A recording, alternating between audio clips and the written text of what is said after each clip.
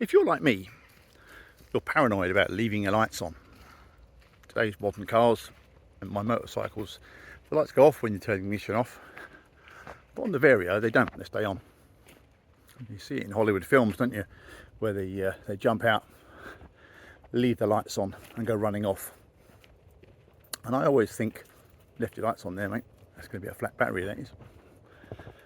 So what we're going to do is, with the Vario, we're going to drag it into the 21st century and do a couple of modifications to the lighting circuit so that I can sleep easy at night and not have to be so worried about a flat battery. What we're going to do is two things. Number one is we're going to make it so that the headlamps turn off when you turn off the ignition, so that when you go into a garage to fill up with diesel, petrol, or well, whatever, if you've got your headlights on, when you turn the ignition off, switch your engine off, those lights go out and leave the side lights on. Makes sense, doesn't it? Furthermore,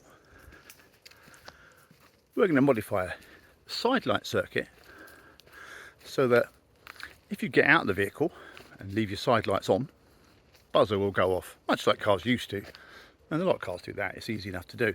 At the moment, nothing happens, you can walk away and leave your lights on. There's quite a lot of lights on the Vario, isn't there? Those side lights, those markers, quite a lot of lights there. So if I make a little circuit so that when you open your driver's door, buzzer goes off if the lights are on.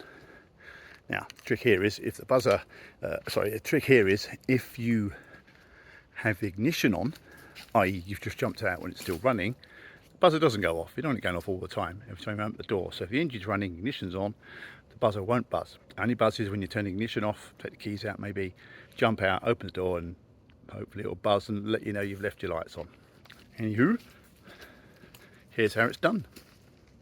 So, wiring diagram then, this is one of my magical wiring diagrams that I created using Visio. Hopefully I can bumble my way through it fairly easily. Up here you see we're going to use a changeover relay, as they're properly known, not what I called them in the video here. You can see that circuits pin numbers 85, 86 are the solenoid that activates the connector, which is 30 to 87, slightly badly drawn there. So you can see that when the solenoid is activated between 85 and 86, the normally closed circuit of 30 to 87A is now flung over to 8730A. That's basically how a relay works. Pretty good to explain that a bit better. So you're going to look for two relays, as I said already, both of the same type. One doesn't have to be a changeover relay for the headlights there, but buy one, buy two. Other thing you're going to need is you're going to find an ignition feed, so something that goes live when ignition goes on, preferably with a fuse in it already. Try not to take, don't chop the ignition wires in half. Just find something that gets live when the ignition's turned on. I think the cigar light or the accessory socket next to the steering wheel, I'm pretty sure that's ignition fed as well. Don't quote me on that, but that's the sort of thing you could take a feed from. It's only low voltage. It's not going to draw any current. It's only going to activate the solenoid for the relay. So let's look at the first one then. Let's look at the headlight situation here. So you've got your main switch up here. The colors there are correct. You've got a battery main. I don't think it is red going in there, but anyway, you've got a main battery feed into it. The one you're looking for, the one out of it, is the white and black wire. So it's a white wire with a black tracer. You'll see it in the video there when you look at that and freeze frame that. So that's your headlamp switch there. You're going to interrupt this circuit. You're going to interrupt this white and black circuit that normally goes from the dim dip switch straight to the headlamp positive terminal there. So you're going to interrupt that circuit. You can cut it in half. I didn't, but you can cut it in half as long as you've put it between 30 and 87A. 30 being the feed, 87, not 87A being the normally open circuit side of things. So that when you turn the ignition on, red wire becomes activated, works the solenoid, which connects 30 to 87. Probably could explain that better, but that's how it's going to work. So when the ignition's on, your headlights will be on.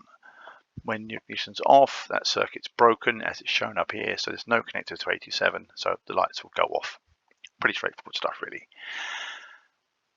Onto the second circuit we're going to fit in here. That's the buzzer on the side lights. You've got a grey wire coming out of your headlamp main switch here, which goes to the side lights. That's fine. Don't need to chop that in half. That's absolutely fine as it is. All you need to do is add the buzzer.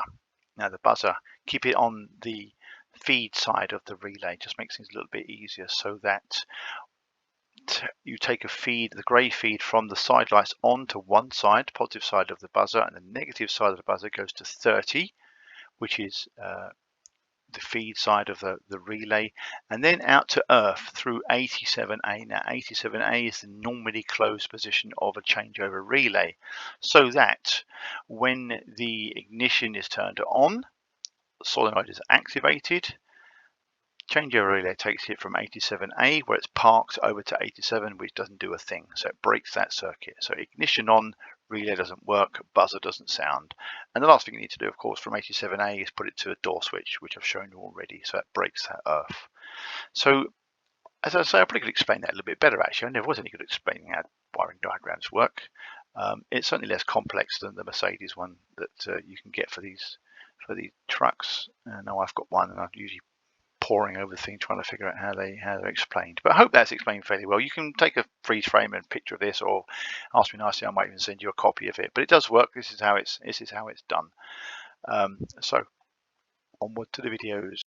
Ingredients then, you're going to need a couple of 24 volt relays if your vehicle is 24 volt. My one is, I assume most Varios are, so 24 volt relays. These are 10 amp relays, which should be plenty for what I need to do. Important to note, they are 5 terminal relays. I'm not quite sure what they're called actually. Maybe I'll look that up and stick it in the text of this particular film. So you need 2 of those. According to my wiring diagram, everything you're going to need, of course, is a buzzer. Here's a little buzzer. It's a little tiny little thing, 24 volt again, or it works between 12 and 24 volt range. Got that from eBay or Amazon, or one of the two. It came with a pack of 5, but it's suitable. You know, it'll do for what we need. I mean, if it was very cheap. You know, if it fails, I'll get a better one. But you know, for the sake of this experiment, we'll use that one. Now what you're going to need, of course, is a door switch. Now you could use the door switch that's already in the van, the one that turns the interior light on and off, but that causes all sorts of problems. You'll need to add a diode and things. I'm not going to go into that. For the sake of argument, I'm just going to add an extra door switch that's specifically here, just to set the buzzer off when we open the door. Okay, so that bit of wiring, some terminals, some decent terminals for these, and that should be all you need. First job then is to locate, find a home for these relays. Now this is behind the dashboard here. Unfortunately, that my dash panel comes off and actually hangs upside down underneath the dash there. It's quite nicely out of the way there, so quite like that. I don't know if yours will be the same. I've already tied up a load of wiring in this truck anyway, so makes it a little bit easier to work on. Okay, so behind the dashboard we've got this nice panel down here. There's a panel at the back up there. There's lots of room under here. It's quite nice. There's a huge amount of room. I'm going to just happily mount my 2 relays on this panel here. There's nothing beneath this. Just make sure you're not going to, excuse me, not the drill for any wires or damage anything beneath that. But they should quite happily go there. What we're going to do is mount them on here and find a nice earth for them. Don't earth it to the seam screw you use the relay for. It's not best practice. There is actually a nice in the back there. Look, there's a nice tidy earth down there. There it is. And I'm going to use that earth there to make the relays work. So let's get that done, and then I'll get back. Now I'm lucky enough to have a pre-drilled hole in the door pillar of my van here, where somebody's previously put another sort of switch, maybe for the alarm or something. This top one here will work the interior light, like I said. But if you do need to fit your own door switch, it's just a case of drilling a hole, and these do earth through the screw that goes through the mounting screw there. So that will happily, he said, fit in there like that. You know, screw through the hole, and I believe I'll have to adjust this plunger so that it works with the door. It looks a bit too long actually, so you sort of adjust it by sawing it down a little. You see that right? There you go. It'll fit in there like that. Right, let's get that done.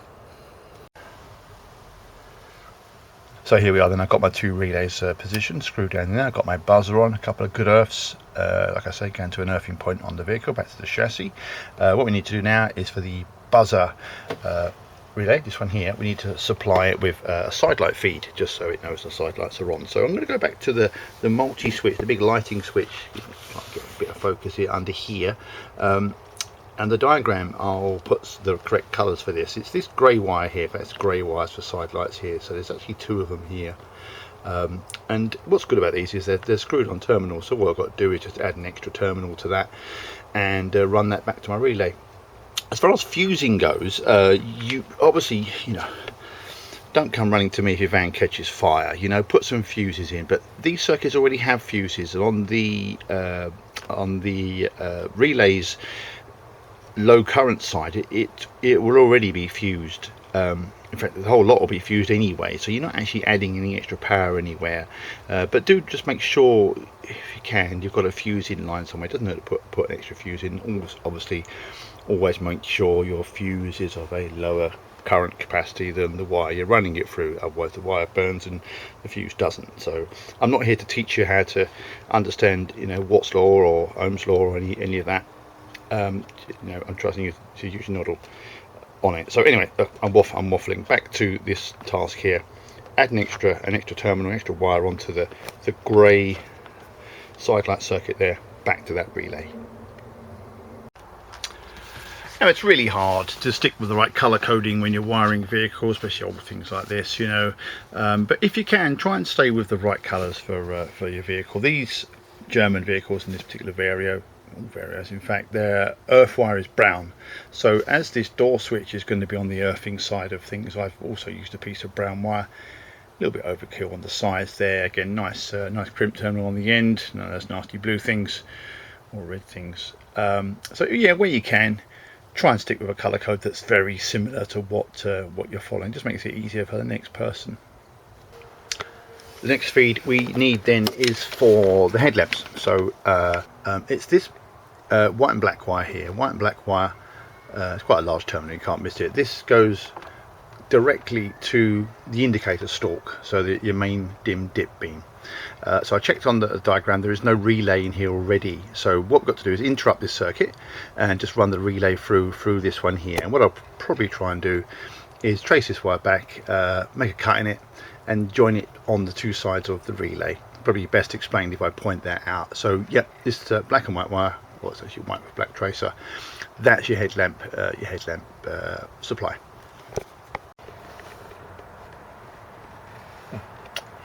So I'm going to focus today, is it? Come on, yeah, focusing, focus. There we go. So there we are, two relays in place, and the buzzer. Oh, can't see it. Buzzer lives just down there. It's really hard to work a camera and point at the same time, you know that. I do that really. Yeah, so buzzer, two relays as per the wiring diagram, which I shall share slowly with you. This thing here, it's just a little trick I've done, a little thing. I've put a 7-core trailer wire from one side of this dashboard right over to the other side, to the fuse box way over there. Not connected to anything. In fact, well, it does one thing. It makes me. I've used the live ignition light from that side on here. Just so if I want extra wires, I've got some spares there. I haven't got to take the whole dash apart to get from one side to the other. So you use it as a conduit for further work, if you like. Secondary door switch then, that's this thing here, little adjustable thing that I bought from Amazon. So you could use the interior light switch, but you've got complications with that. You're going to have to add a diode and things, which I'm actually not going to go into. Oh well, if you ask me, if you really want to know how to do it with that, you can, but you've got to buy a diode.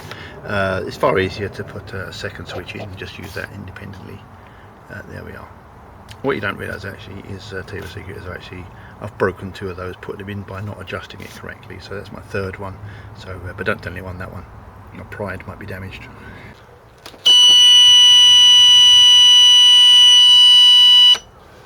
That sounds terrible. If only there was a better way. Bob, why don't you try this one? It's a two-tone buzzer from Durite, 24 volt. Should do the trick. Alright, yeah, I'll give it a try. Let's do a bit of testing then. Side lights on. Headlights on.